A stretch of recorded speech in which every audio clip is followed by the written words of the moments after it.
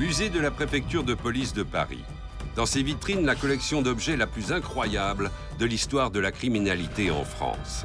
L'œilleton dans lequel le docteur Petiot regardait agoniser ses victimes, la cordelette qui servit à étrangler l'huissier Gouffé, la chaudière de Landru.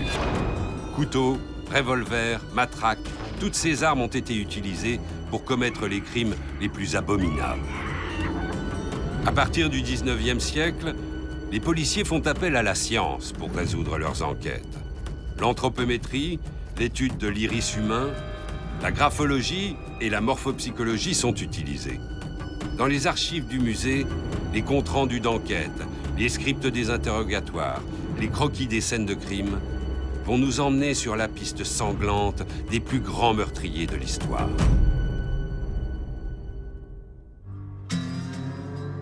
Juillet 1911. Une vive tension agite les États européens. Le Maroc est un des derniers enjeux majeurs de ce début du XXe siècle. C'est un des derniers pays non colonisés d'Afrique. C'est le sujet d'une grave crise entre la France et l'Allemagne, qui va envoyer une canonnière devant la forteresse d'Agadir. Les deux nations sont au bord du conflit armé. Le Royaume-Uni se range du côté des Français.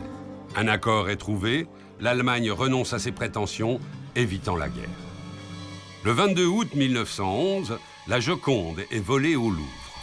On soupçonne Guillaume Apollinaire, poète, qui avait un jour crié « Il faut brûler le Louvre ». Il va être incarcéré quelques jours. Puis les soupçons se porteront sur Pablo Picasso, mais sans suite. Le préfet Louis Lépine charge M. Amar, le chef de la sûreté, de résoudre cette affaire. 60 inspecteurs chercheront en vain le célèbre tableau qui ne sera retrouvé que 2 ans plus tard. En décembre 1911, c'est une autre affaire qui va défrayer la chronique et occuper les services de la police judiciaire. Le premier hold-up en automobile. Très vite, on va orienter les recherches dans le mouvement anarchiste, qui prend de plus en plus d'importance dans un climat social dégradé.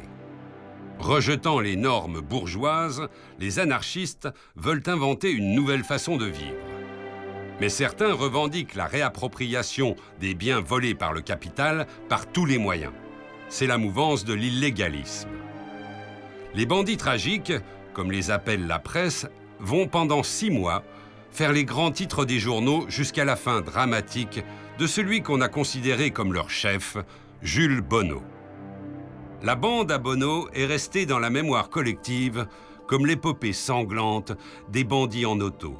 En fait, elle est le reflet extrémiste d'un véritable rejet de société. Boris Vian va écrire une chanson, La complainte de Bonnot. Plus tard, Jodassin chantera La bande à Bonnot. Et en 1968, le comédien Bruno Kremer incarnera un Jules Bonnot idéalisé aux côtés de Jacques Brel et d'Annie Girardot dans le film La bande à Bonnot, réalisé par Philippe Fourastier. Mais qu'en est-il de la véritable histoire ?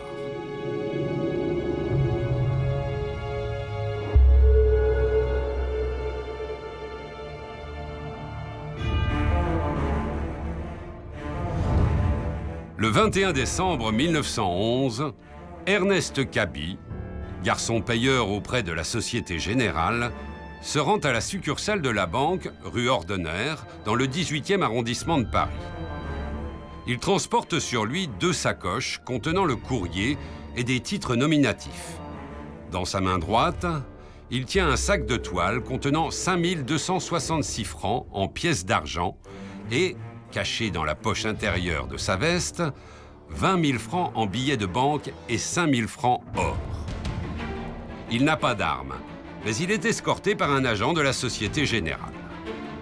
Soudain, un passant le bouscule, sort un pistolet de sa poche et tire 2 coups de feu sur lui. L'agent de la banque qui l'accompagnait fuit en hurlant. Le mystérieux agresseur et un complice arrachent les sacoches et le sac de monnaie, puis ils rejoignent tranquillement une superbe limousine. La voiture démarre et quitte les lieux, laissant le pauvre Ernest Cabi gisant sur le sol.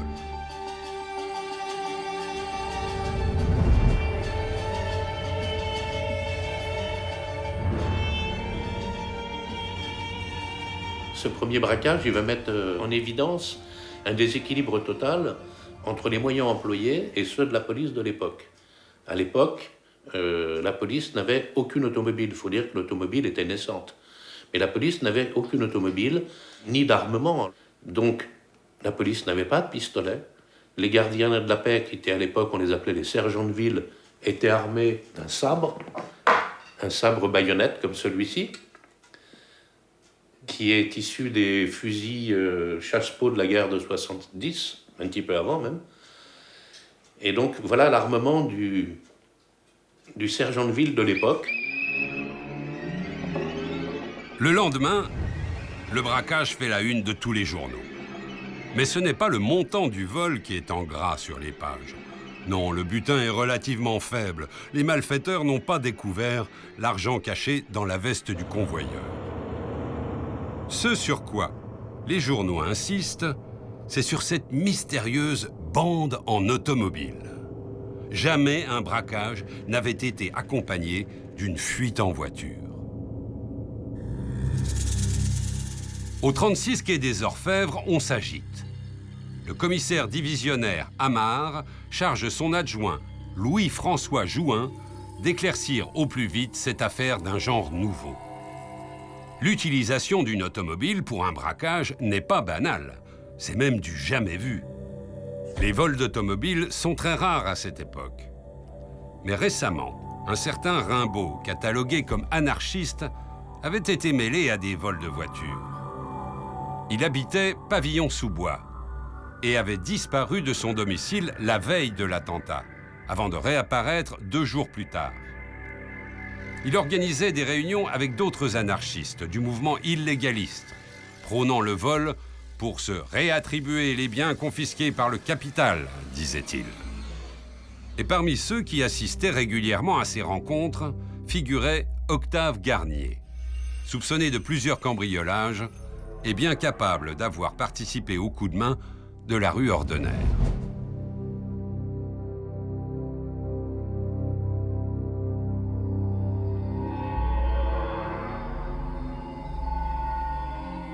Alors la police à l'époque, elle n'a peut-être pas de véhicule, mais elle a des procédés déjà bien éprouvés.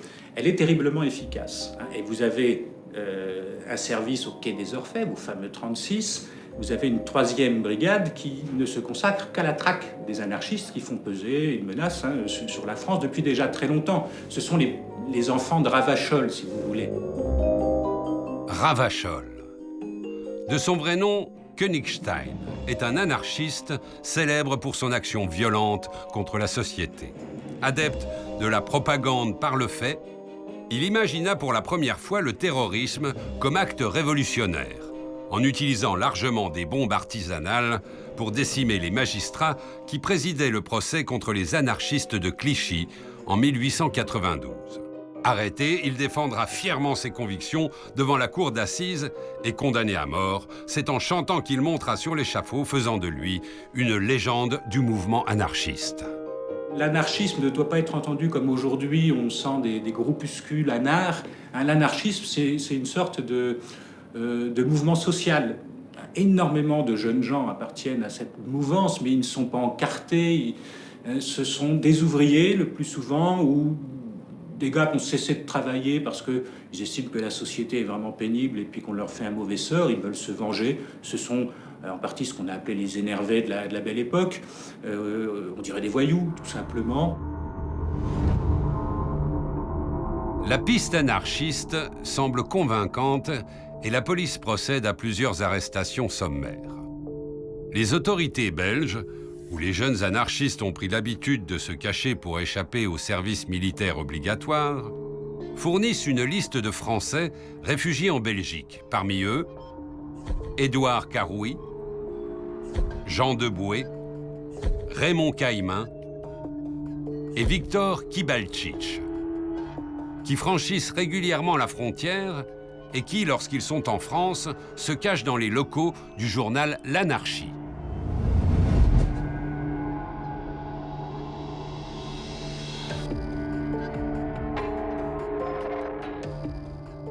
L'anarchisme, comme le communisme, le communisme marxiste, inspiré par le marxisme, se donne pour but l'avènement d'une société sans classe et sans État. L'anarchisme, à cette époque, se divise en 3 courants. Un courant insurrectionnaliste qui pense que la solution passe par la révolution, l'insurrection. Un courant syndicaliste révolutionnaire qu'on appellera après anarcho-syndicaliste, qui pense que tout passe par la grève générale, et puis un courant individualiste. Alors le courant individualiste, ce qui est intéressant, c'est qu'il pense que la transformation sociale doit passer d'abord par la transformation des individus, la transformation individuelle. On ne fera pas, disent-ils, une meilleure société avec les éléments humains tels qu'ils ont été produits par cette mauvaise société. Et il faut déjà se réformer soi-même et organiser la vie pour soi. Et ils le disent tous, l'ennemi est déjà en toi. Ils ont toute une éthique par rapport à l'amour, à l'alimentation, au travail, etc. Ils réduisent leurs besoins, mais ça ne suffit pas. D'où le recours à l'illégalisme. Alors vous avez un illégalisme un peu soft, la fausse monnaie, et puis il y a des petits vols, des vols à l'étalage, voilà, des petits cambriolages aussi. Il y en a de plus en plus d'ailleurs pendant l'année 1911. Et puis à un moment, un groupe va passer à la vitesse supérieure et commettre un vol à main armée, un hold-up à la Société Générale.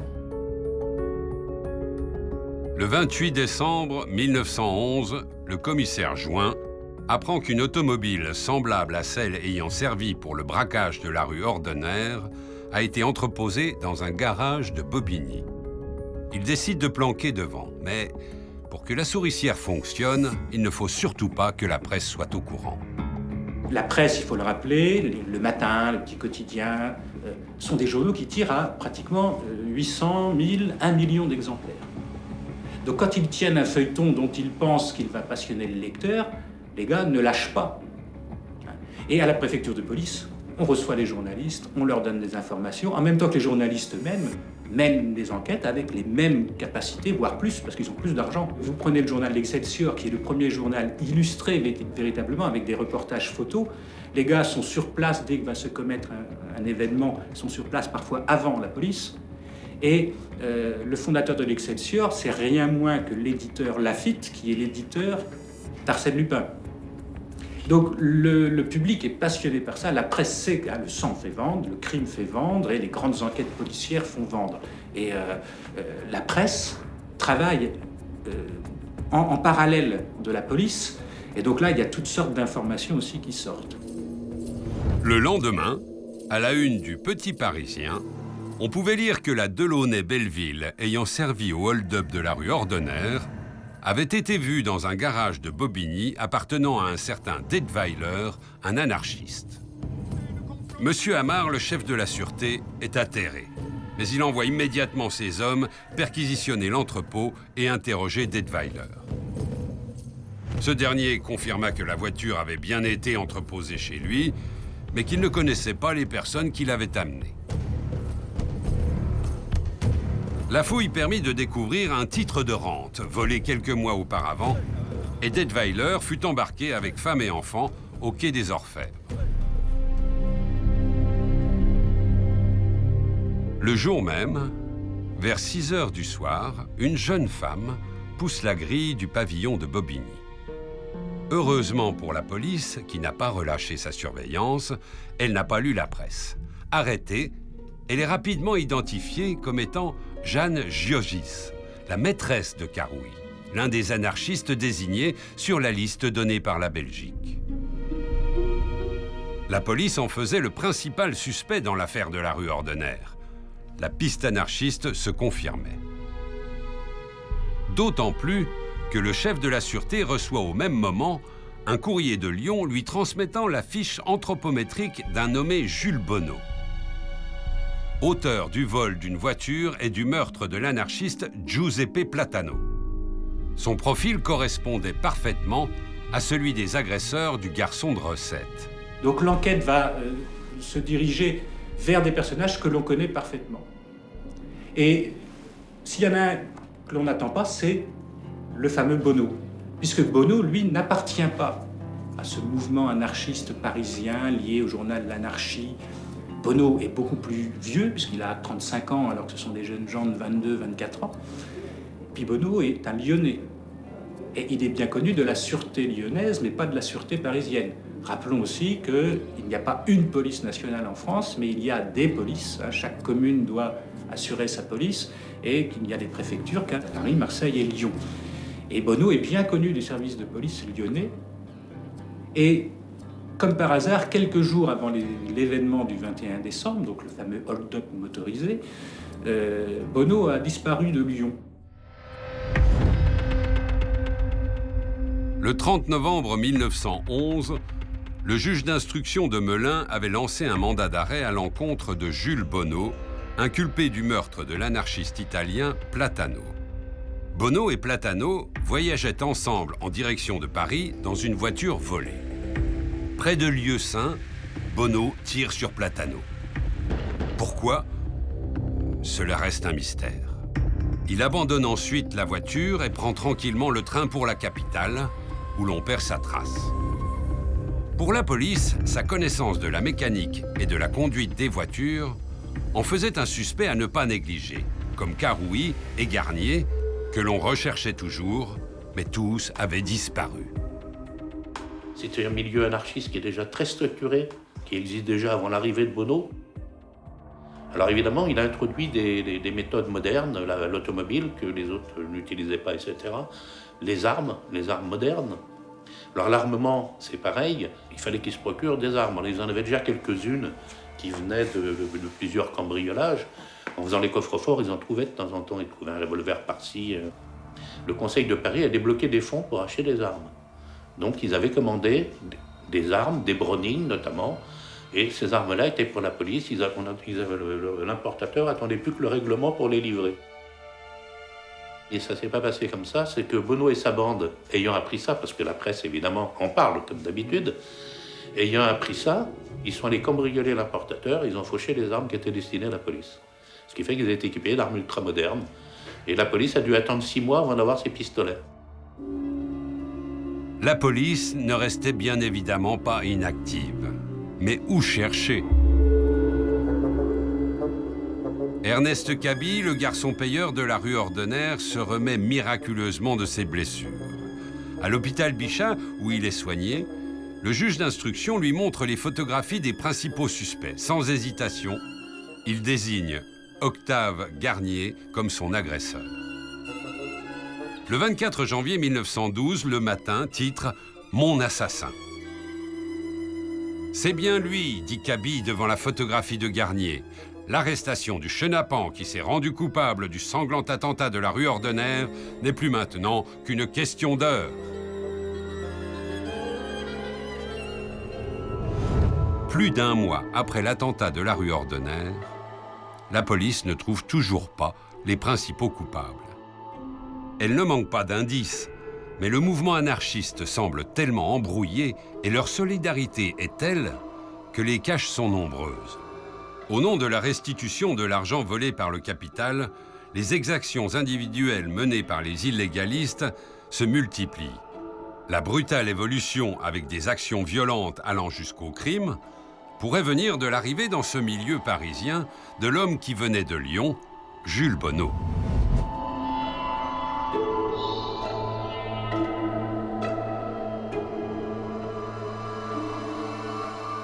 Bonneau, donc, il est né le 14 octobre 1876, donc à Pont-de-Roide, dans le Doubs.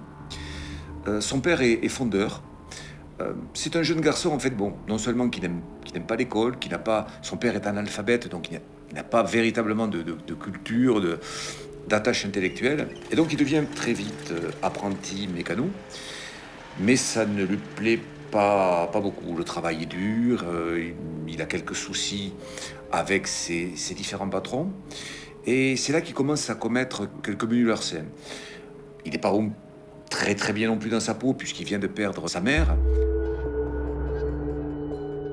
Le premier larcin en fait de Bonneau est un problème de pêche, donc il se fait interpeller par un garde local pour une pêche donc avec un engin prohibé, vraisemblablement des nasses. Ensuite, donc, il continue quand même un petit peu son atelier de mécanique, et puis c'est l'époque donc du service militaire, où il a de bons contacts avec ses adjudants, avec les gradés. Jules Bonneau se marie en 1901, après son service militaire, avec Sophie Burdet, et le couple part s'installer à Genève, en Suisse. Jules va militer intensivement pour le mouvement anarchiste qui prône l'ordre sans le pouvoir.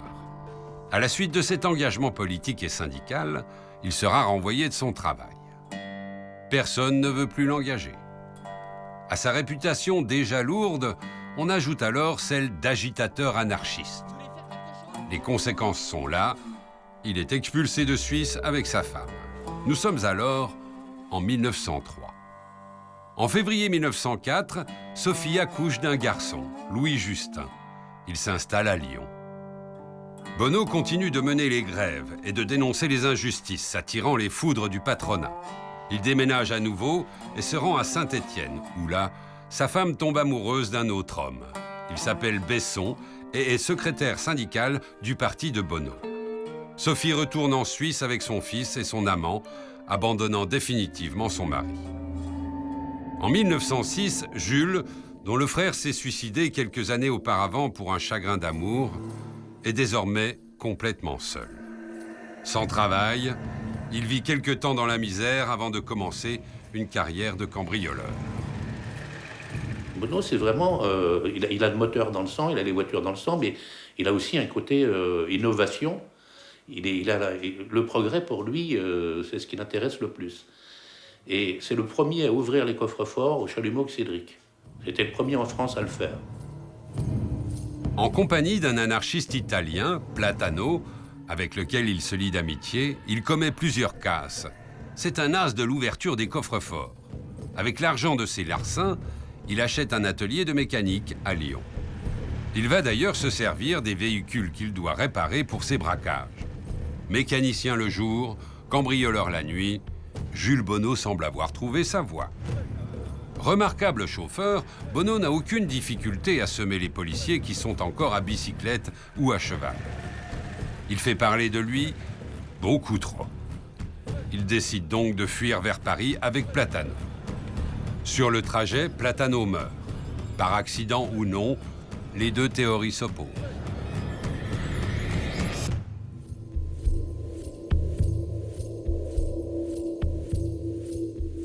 Dans la capitale, Bonneau trouve vite ses marques. Il se rend au siège du journal L'Anarchie, dirigé par Victor Serle. C'est là qu'il va rencontrer pour la première fois ceux qui deviendront ses complices, Octave Garnier et Raymond Lascience.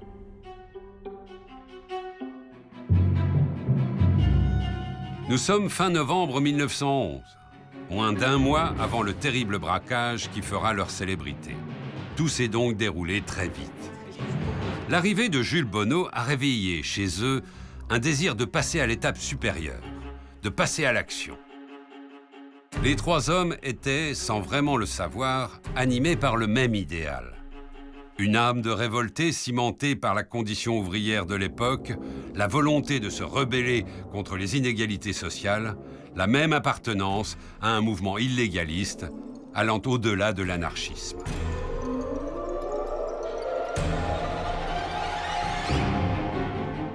Dans la nuit du 2 au 3 janvier 1912, à Thiers, un cambriolage va se terminer tragiquement. Monsieur Hippolyte Moreau, âgé de 91 ans, et sa domestique, Madame Harfeux, 72 ans, sont retrouvés morts après avoir été ligotés et torturés sauvagement. Dans la maison où règne un désordre indescriptible, Monsieur Bertillon en personne, le père de l'identification criminelle, va relever les empreintes. Une fois de plus, le service de Bertillon prouve ses compétences et désigne Édouard Carouy, un anarchiste déjà fiché par la police. Il est temps pour le commissaire Jouin de faire le point sur les différentes pistes et les éléments que lui fournissent les nombreux mouchards qui ont infiltré le milieu anarchiste. Tous les individualistes qui avaient, à un moment ou à un autre, participé au journal L'Anarchie. L'Anarchie, c'était leur organe. L'Anarchie avec un petit A, puisqu'ils étaient pour une réforme de l'orthographe, ils avaient aussi réfléchi à ça. Et tous les gens qui ont été dans cette mouvance, dans la mouvance de Libertad, qui est une grande et belle figure de l'anarchisme individualiste, vont être perquisitionnés, interrogés, etc. Et c'est comme ça que, de fil en aiguille, on va d'ailleurs identifier les principaux acteurs et les arrêter. Le 16 février 1912, le commissaire Join conclut son rapport au juge Gilbert en précisant que les membres de la bande ayant perpétré l'attentat de la rue Ordener sont Garnier, Dieudonné, Bonneau, Deboué et Raymond Caillemin, dit Raymond Lascience. La bande est traquée, les photos des principaux suspects s'affichent dans les journaux. Le 27 février, Bonneau, Garnier ont une idée de se rendre à Alès, dans le Gard, pour commettre un énorme hold-up. Donc, ils vont voler une voiture à Saint-Mandé. Et en revenant de Saint-Mandé, à la hauteur de Montereau, Bonneau, qui conduit très bien, mais quand même un peu vite, heurte un trottoir. Donc là, il y a un problème de roue, ils sont obligés de changer dans l'urgence. Et donc, du coup, ils se disent, bon, on va pas descendre avec une voiture un petit peu abîmée, on va pas descendre dans le Gard. Ils décident de revenir sur Paris. Ils reviennent sur Paris, Bonneau conduit toujours aussi vite, se fait siffler par un agent, prend la fuite, et là, il heurte légèrement l'arrière d'un bus. Donc il s'arrête, l'agent qui l'a sifflé court, monte sur le marchepied du véhicule, Bonneau, très calmement, descend, prend sa manivelle, redémarre sa voiture, remonte dans l'habitacle et commence à démarrer, toujours avec le fonctionnaire de police sur le marchepied. À ce moment-là, 2 coups de feu claquent. Octave Garnier, dans la voiture, vient d'abattre son homonyme, le fonctionnaire Garnier, qui s'affale sur le goudron. Donc là, c'est un des premiers meurtres donc recensés à l'encontre d'un fonctionnaire de police en France. Et donc, c'est la bande à Bonneau qui est désignée comme telle. Donc là, évidemment, toute la police est sur les dents. On essaye de les retrouver, mais c'est l'avantage un petit peu de ce milieu anarchiste, c'est qu'ils ont tous des tombées, ils ont tous des planques. Et effectivement, ils ne sont pas retrouvés. Eugène Dieudonné, anarchiste et sympathisant de la bande à Bonneau, est le premier à tomber. Il est arrêté par la police. En réponse à cette arrestation, Octave Garnier envoie une lettre au chef de la sûreté.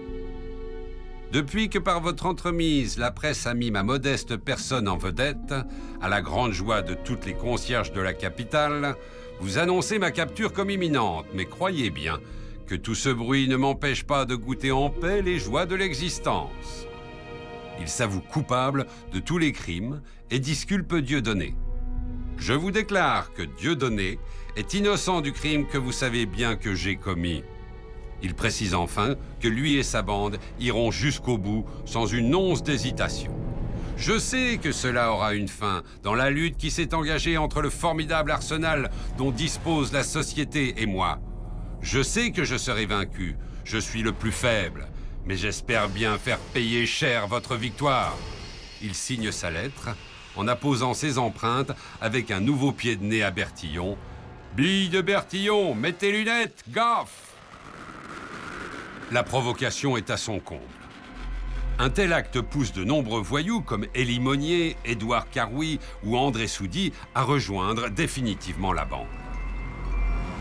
Et pour montrer leur détermination, Octave Garnier et ses associés accompagnent le geste à la parole dans un nouveau braquage encore plus spectaculaire.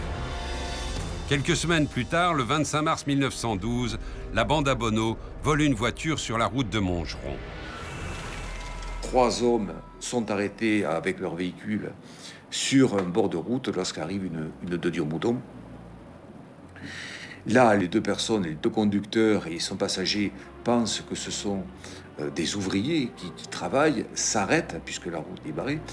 Et en fait, ce sont ni plus ni moins évidemment que Bonneau, Garnier et Caillemin qui veulent leur dérober leur véhicule. Ils leur disent de sortir de la voiture. Malheureusement, le conducteur a un geste, il porte la main à sa poche. Donc aussitôt, il est abattu. L'autre prend la fuite. On lui tire également dessus. Il est blessé au bras. Il fait le mort. Donc, lui va s'en sortir. Et donc, ils ont volé par arme de poing la Didier-Breton. Ils se rendent ensuite à Chantilly. Et là, également, ils se retrouvent à 5 devant le siège de la Société Générale. Garnier, Raymond Lascience et un certain Vallet entrent, revolver à la main. Ils tirent sans sommation et abattent 2 employés. Soudy fait le guet. Jules Bonneau attend dans la voiture. La bande entasse les rouleaux d'or et les billets de banque, un butin estimé à 50 000 francs, avant de prendre la fuite dans la de Dion-Bouton. L'argent du hold-up servira la cause. Il sera redistribué aux anarchistes dans le besoin.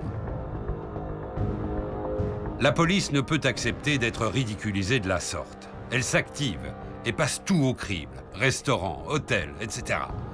Partout, on peut voir les visages de Jules Bonneau, Octave Garnier et leurs complices sur des avis de recherche.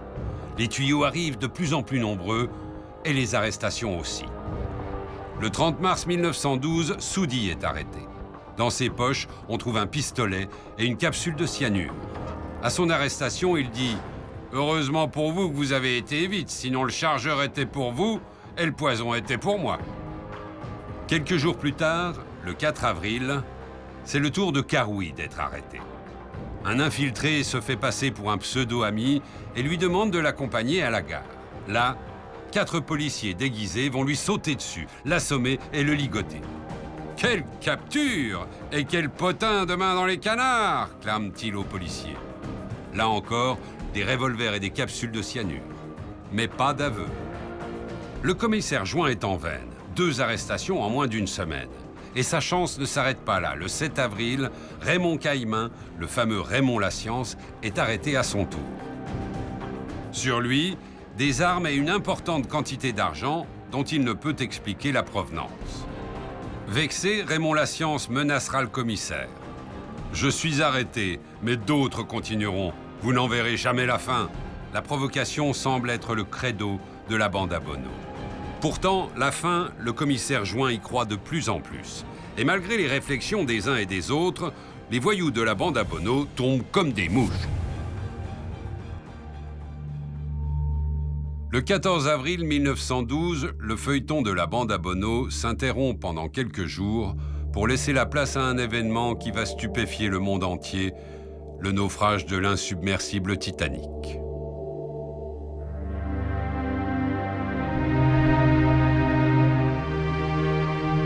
Le 24 avril, la chasse aux anarchistes reprend. Élie Monnier est arrêté. Join n'en revient pas. Il pourrait bien réussir à arrêter toute la bande à Bonneau en moins d'1 mois. Le piège se referme d'abord parce qu'il y a beaucoup d'indiscrétions, etc.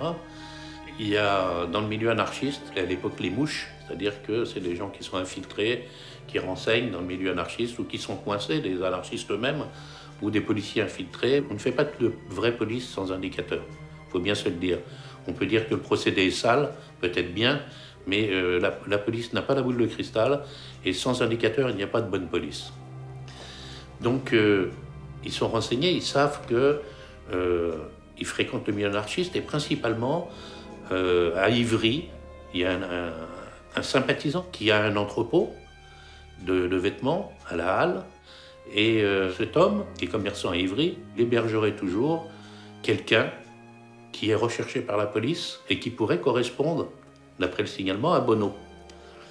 Donc ça, c'est une information qui arrive à la sûreté et qui vient visiblement du milieu d'un sympathisant anarchiste. Join décide de vérifier cette information. Il se rend à Ivry, interroge le commerçant et décide de perquisitionner l'appartement qui se trouve au-dessus du commerce. Avec l'inspecteur Colmar, il monte au premier étage et là, l'impensable se produit. Il pousse la porte et il se retrouve face à Bonneau, qui est là, et qui lui tire dessus ouvertement avec un pistolet automatique. Et Join, qu'est-ce qu'il a pour se défendre? Comme son adjoint, l'inspecteur Colmar, une canne ferrée à un bout. Donc on voit sur les gravures d'époque, il frappe quand même Bonneau avec, il lui en met un coup, mais c'est pas suffisant face à un pistolet. Join est tué, il s'écroule, Colmar est blessé. Et Bonneau s'enfuit par la fenêtre. Il passe de terrain vague en terrain vague. Il arrive à la porte d'Ivry, il arrive à se sauver, on n'en entend plus parler. Voilà. Évidemment, le décès du commissaire Join est une affaire sans précédent parce que policier abattu par Bonneau, le chef adjoint de la sûreté qui plus est, ça va remuer les foules un petit peu. Alors au sein de la police, ça durcit un petit peu la volonté. On se dit bon, il a tué Join parce qu'à l'époque, il y avait la peine de mort, elle existait, la guillotine. Mais en général, lorsque on s'attaquait à un policier, quand on tuait un policier, on peut en penser ce que l'on veut, mais c'était la peine de mort assurée parce qu'il n'était pas pris vivant. Comme ils disaient à l'époque, ils aimaient dire la viande de poulet a un prix. Bonneau est légèrement blessé à la main et il est en cavale. Mais sa fuite est réfléchie. Il ne presse pas le pas, il cherche un nouvel abri. Il se rend à Choisy-le-Roi pour se faire soigner. Malheureusement pour lui, le pharmacien va faire le lien entre cette blessure et la fusillade d'Ivry. Et il prend l'initiative d'appeler la sûreté. Il dit, je vais quand même leur donner. Alors il téléphone à la sûreté, il dit, voilà, je ne sais pas si ça peut vous être utile. J'ai soigné un individu qui était tombé à l'escalier, il pourrait bien correspondre au signalement de l'homme que vous recherchez, Bonneau, Jules Bonneau. Il est blessé au bras droit, comme si c'était une blessure défensive, ça pourrait correspondre, je ne suis pas sûr. Et il dit à la sûreté, je l'ai vu rentrer dans le lotissement Fromentin, dans le garage. À Choisy-le-Roi, plusieurs anarchistes se sont regroupés autour de M. Fromentin, un financier aussi riche que libertaire. C'est ici que Bonneau a pu trouver son abri, dans le garage d'un certain Dubois. Le 28 avril 1912, au matin, la maison est cernée. Les policiers entrent dans le garage pour interpeller Dubois. Dès que Dubois les voit, il commence à parler un peu fort et il tire. Alors, il blesse un ou deux fonctionnaires qui se replient. Et en même temps que les coups de feu éclatent, à l'étage, au niveau du garage, un homme sort et, par la porte, par la fenêtre, de tous côtés, se met à tirer. Bonneau est là. La maison dans laquelle il se réfugie, le garage, est entouré désormais par des dizaines et des dizaines de policiers et commence dès lors le siège du garage Dubois. Aux policiers vont bientôt s'ajouter les journalistes qui accourent à Choisy-le-Roi. Le bouche à oreille aidant, les curieux arrivent aussi, certains munis de fusils. Bientôt 30 000 personnes vont se bousculer pour assister à l'hallali. Pour déloger Bonneau, les policiers ont l'idée de faire exploser le garage. Grâce à une charrette remplie de foin protégée par des matelas, ils vont s'approcher du bâtiment avec plusieurs pains de dynamite.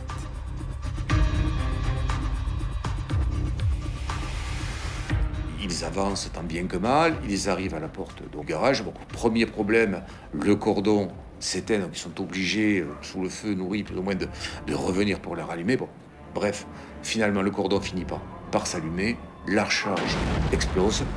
On attend l'explosion du garage, finalement, première explosion, le garage est quasiment intact. La charrette recule, revient donc vers le positionnement des officiels, et quelques dizaines de minutes plus tard, revient mais avec une charge beaucoup plus puissante. Et là, effectivement, la charge explose et ne laisse du garage que des décombres. Dubois meurt dans l'explosion. Et à l'étage, par contre, commencent à monter les fonctionnaires de police qui, avec un matelas dont ils se protègent, commencent à investir la pièce dans laquelle ils avaient vu Bonneau ou celui qu'ils pensaient être. Et là, Bonneau est toujours vivant. Il a écrit quelques mots, il a écrit son testament. Et là, il s'est protégé contre un mur. Il, lui aussi, par un matelas, et il tire. Il blesse un fonctionnaire, il tire.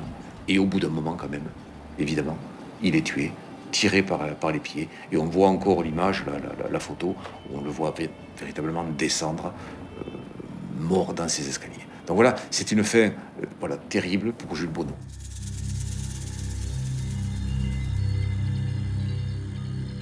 Les jours suivant la fin de Bonneau, un vaste coup de filet est organisé dans le milieu anarchiste, mais pour le chef de la sûreté, il faut à tout prix retrouver Octave Garnier et André Vallet.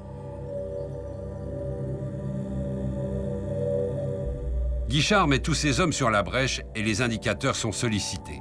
D'autant plus qu'une prime proposée par la Société Générale pour dénoncer les bandits incite fortement à la délation. Le 14 mai 1912, une information arrive au quai des Orfèvres. Garnier et Vallet se trouvent dans une villa de la rue du Viaduc à Nogent-sur-Marne. Les policiers organisent immédiatement une planque autour du pavillon et le lendemain, ils voient Marie la Belge, la maîtresse de Garnier, sortir de la maison pour aller faire des courses. Pas de doute, les fugitifs sont bien là. La nuit est tombée lorsque le chef de la sûreté s'approche du pavillon. Dans le jardin se découpent les silhouettes de 2 hommes et d'une femme. « Police !» s'écrie-t-il en s'élançant dans le jardin, entouré de policiers. La femme est immédiatement interpellée. Il s'agit bien de Marie la Belge. Mais les 2 hommes se réfugient dans la maison et ouvrent le feu. Et là où Choisy-le-Roi avait été un siège en règle extraordinaire, une action de militaire presque, Nogent, ça va être encore pire. Ça va être vraiment ce qu'on va appeler la bataille de Nogent. Là, les journaux vont s'en donner à cœur joie. C'est que Garnier et Vallet se retranchent dans leur villa, tirent sur les policiers qui répliquent. Bien sûr, on télégraphie tout de suite, amenez-nous des renforts. Et là encore, 50, 100. Mais on veut être sûr de les choper. Donc là, c'est pas 100, ça va être 300, 400. On fait venir tout un régiment de zouaves. On demande des mitrailleuses lourdes à l'armée. Les pompiers de Paris sont obligés de venir avec des... Parce qu'il est tard déjà, la nuit va tomber. Donc ça prend des proportions, mais à tel point que dans le bois de Vincennes, toutes les lignes de tramway, d'omnibus, tout ce qui permet d'aller à Nogent, c'est complètement bouché, parce que Paris tout entier se rue à Nogent pour assister au spectacle. C'est pour ça que les pompiers ont beaucoup de mal à arriver. On est au mois de mai, c'est le 14 mai, il fait très chaud, et sur les boulevards, les taxis mais font payer très cher. Le tout Paris veut assister au spectacle, et le train qui passe sur le viaduc, donc, qui surplombe la villa, les gars s'accrochent aux ridelles du train parce que le train est bondé. Il exige du conducteur qu'il s'arrête parce qu'on veut assister à la scène. Alors la police a un mal fou à discipliner tout ça. Et comme a choisi, faute de pouvoir obtenir la reddition des 2 compères, on décide, là encore, d'employer les grands moyens. Le préfet Lépine arrive accompagné d'une centaine de policiers.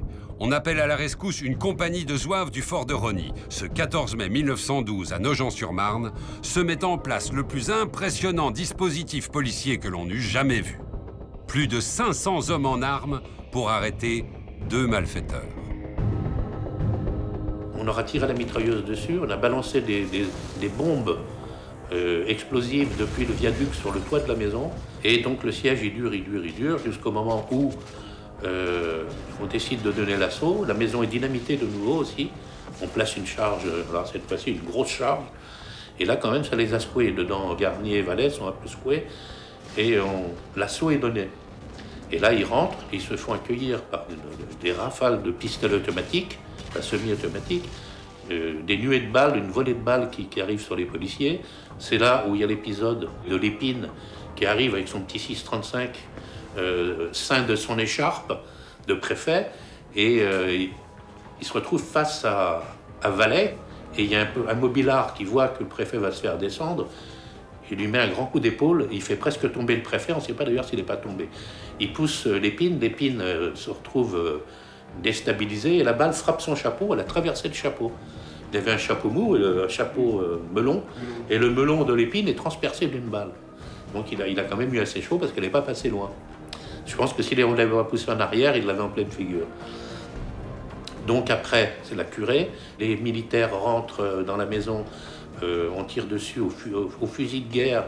Les gendarmes également sont équipés de fusils de guerre. La police maintenant est armée aussi, la sûreté. Donc tout le monde utilise, tout le monde tire dans tous les sens. Enfin, toujours est-il que le siège va cesser faute de combattants puisqu'ils sont abattus. Ils sont littéralement criblés de balles. Les corps, quand ils arrivaient à l'IML, il y avait des gros trous partout. Après la mort de Bonneau, Dubois, Garnier et Vallet, il restait à juger 20 membres de la bande qui étaient incarcérés. Tous les complices de cette association de malfaiteurs se devaient de comparaître ensemble devant le tribunal. Le 3 février 1913 s'ouvrit le procès devant la cour d'assises de la Seine. Il prit fin le 27 février. Rirette Maître Jean, Marie la Belge, Leclèche et Rodriguez étaient acquittés. Calmin, Soudy, Dieudonné et Monnier étaient condamnés à la peine capitale. Medj et Carouy aux travaux forcés. Pour les autres, des peines de réclusion. La bande à Bonneau était définitivement démantelée. Le fils de Jules Bonneau, parti avec sa mère en Suisse à l'âge de 3 ans, a pris le nom de son beau-père, Besson. Il a fondé une famille et a eu des enfants. Notre enquête nous a permis de découvrir les descendants de Bonneau. Ils vivent à Toulouse. Nous leur avons révélé qui était leur grand-père et effectivement, ils ont retrouvé une vieille boîte avec des photos de leur arrière-grand-mère Sophie, la femme de Jules Bonneau. La seule trace restante de leur arrière-grand-père est ce nom rayé sur le permis de conduire. La littérature à la plume est certifiée par un tampon et rajouté à la plume derrière, il y a donc le nom de l'ancien amant et du nouveau mari de Sophie Bonneau, donc Monsieur Besson, qui a donné au final son nom à toute notre descendance, à nous, à toute notre famille. Parce que nous, on n'a jamais eu le nom de Bonneau. Non. Et ça vient en fait de ce changement qui vient d'une décision de justice en fait, pour protéger le fils de Jules Bonneau, Louis Justin, notre grand-père. Voilà. Ma sœur et moi, on est les arrière-petites-filles. Et ma fille est l'arrière-arrière-petite-fille de Jules. Voilà. Sur les photos de Louis Justin, le grand-père de Florence et Christiane, on retrouve les traits de Jules Bonneau. Un air de famille qui a persisté à travers le temps, malgré le changement de nom. Puis bon, c'est un nom qui devait être dur à porter, ça devait être difficile quand même à l'époque de... Oui. Enfin, quand même, il ne devait pas en être fier pour avoir été obligé de changer de nom. Par décision de justice. Ouais. Je trouve que c'est quand même lourd à porter pour un enfant aussi petit. Est-ce que vous pensez qu'il vous reste quelque chose de Jules Bonneau, soit dans l'esprit ou est-ce qu'il Esprit anarchiste un peu. révolté? Non. Enfin, moi pas. Toi un peu plus, toi oui. Toi un peu plus. Un peu plus, oui. Pas trop rentrer dans le rang et je crois que, ouais. Oui, essayer de se faire sa propre idée, d'avoir gardé son libre arbitre, d'avoir un regard un peu aiguisé sur les choses, ne pas suivre le troupeau. Moi, c'est ce que j'essaie d'enseigner à mes enfants.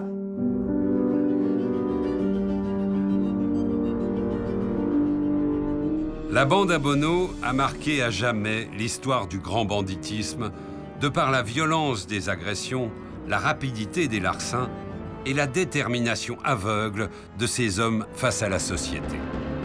Il ne pouvait y avoir une fin différente que celle de la mort de Jules Bonneau et de ses compagnons. Des hommes dont la vie ne fut que rébellion ne pouvaient faire couler que beaucoup d'encre et beaucoup de sang.